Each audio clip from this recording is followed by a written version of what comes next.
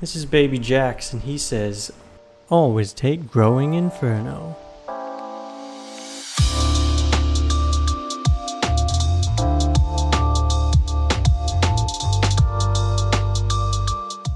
For the conduits, I think it's pretty obvious. The main thing we need is Growing Inferno for our Immolation Aura build.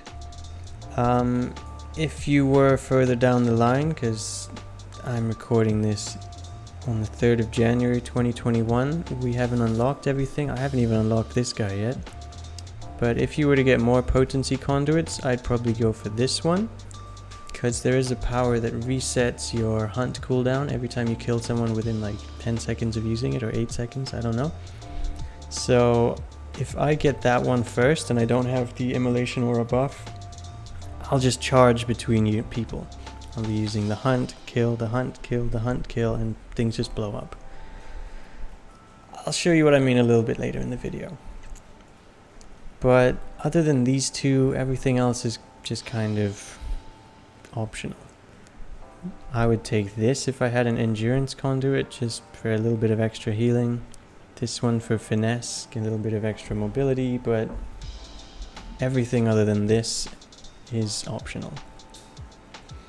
In terms of which person to choose, I tried Dreamweaver. The pod tender didn't seem to proc when I used it. I just died. So I don't know if that's a bug or if it just doesn't work in Torghast. So this tree is kind of useless to me in that sense.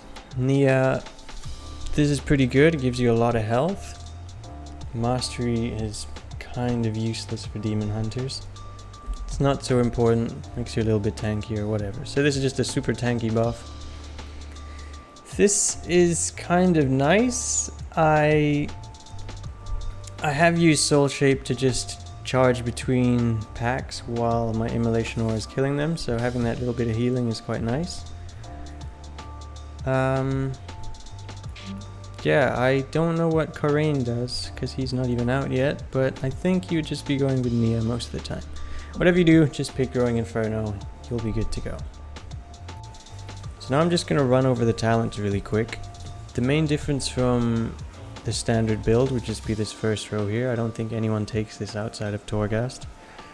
But in Torghast, we mainly want to go for the Immolation Aura build, because we have this power, Growing Inferno, and there's also a conduit called Grim Tinder, which means Immolation Aura lasts infinitely as long as you can keep hitting people. So if I take this, Immolation Aura lasts for 6 seconds, but with this it lasts 9 seconds. So it gives us 9 seconds to walk between mobs to keep the infinite Immolation Aura buff up. And it gets stronger and stronger and stronger the longer it keeps up. So we want it up 100% of the time. And sometimes it takes just a little over 6 seconds to move between packs, and I've had it happen where it drops off on like the 6.3 second or whatever.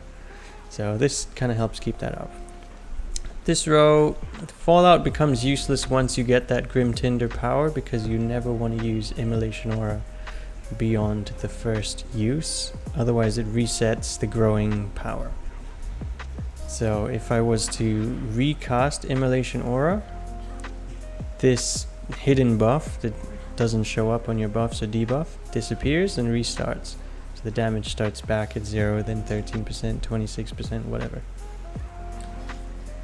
So this is kind of useless, but we usually don't get Grim Tinder straight off the bat, so I would take this anyway. So the first few floors, because you're spamming Immolation Aura to keep up the damage on every single pack, so it gives you a few more souls.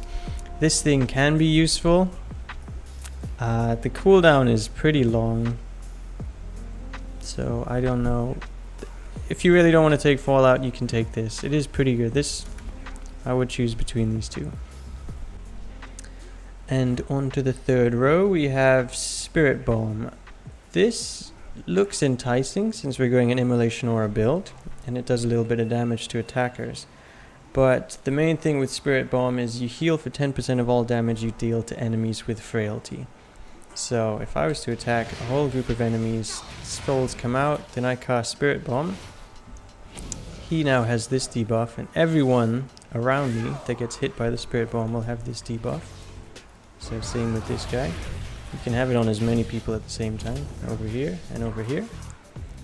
So while my Immolation Aura is ticking, I'm healing 10% of the damage that I'm doing to all enemies around me, as long as I keep Spirit Bomb, as long as I keep this Frailty debuff up. So I'm healing 10% of this infinitely growing amount of damage. Okay, not infinitely, it caps, but 10% of a shitload of damage comes back to me as healing. You pretty much become unkillable. You're just running between packs, Spirit Bombing, and you will not die. For the fourth row, I think nearly every Vengeance Demon Hunter loves playing with Fracture. I definitely do. I don't like any of these. I really don't like playing with Shear. It just feels a lot weaker. In this you get 2 souls at a time. It just makes your global cooldowns feel a lot smoother. There will be an Anima Power, if you're lucky, where you can get this power as well. It's optional, it's just a bit of extra leech, more survivability. Over here, I honestly don't know why this is a talent, because I run these macros. Cast at player does exactly this. They now target at your location.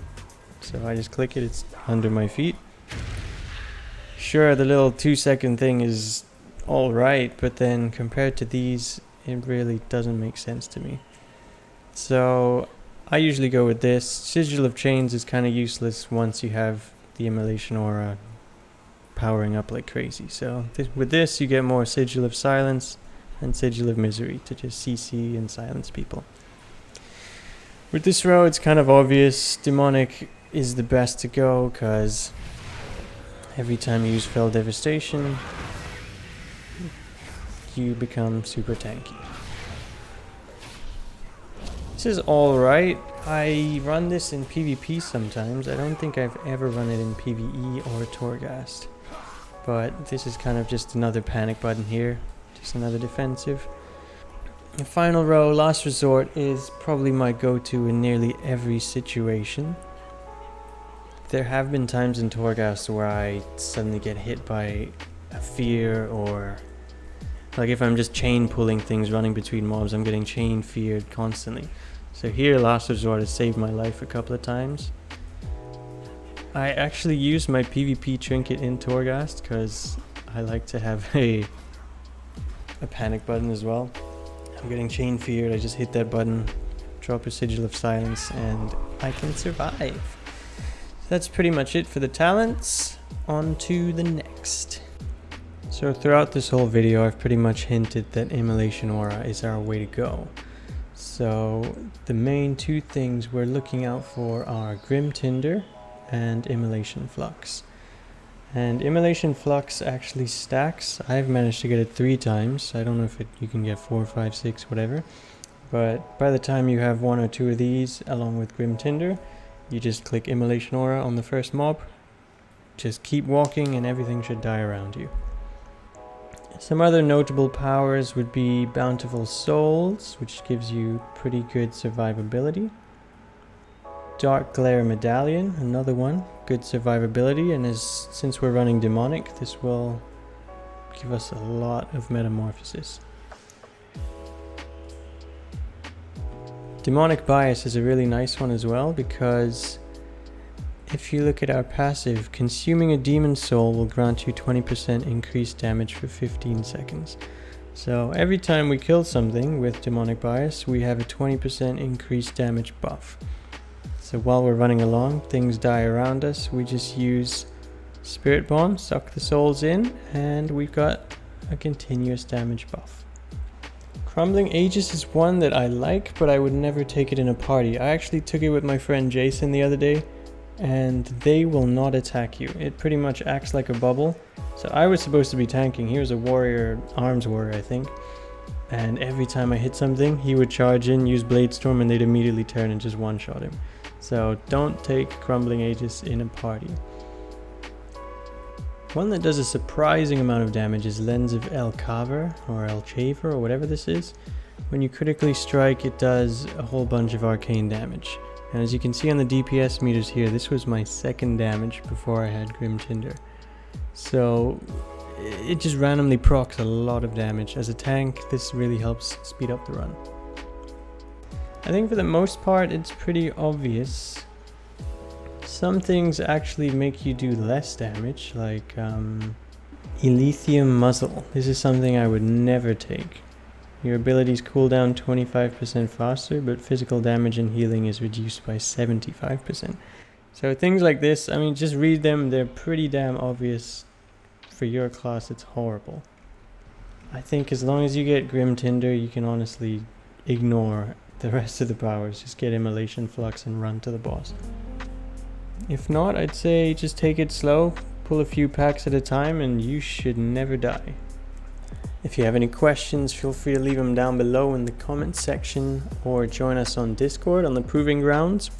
We host a whole bunch of random WoW competitions and eventually other games too.